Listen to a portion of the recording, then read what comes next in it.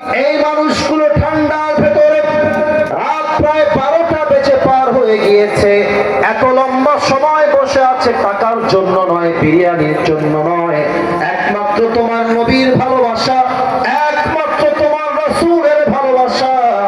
আল্লাহ রাব্বুল আলামিন দয়া করে মেহেরবানি করে আজ যেমন আমাদেরকে কবুল করেছো, মৃত্যুর পরে আমাদের সবাইকে তুমি জান্নাতুল ফেরদাউসেও মেহমান হিসেবে কবুল এবং মঞ্জুর করে নিও আল্লাহ।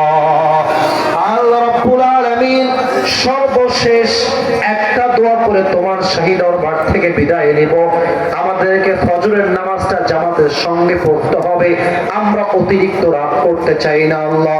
সর্বশেষ একটা দোয়া, আমার সামনে মুরব্বীরা হাত তুলেছে, আমার প্রাণ প্রিয় কলিজার টুকরা যুবক ভাইয়েরা হাত তুলেছে, পর্দার পেছন থেকে আমার মায়েরা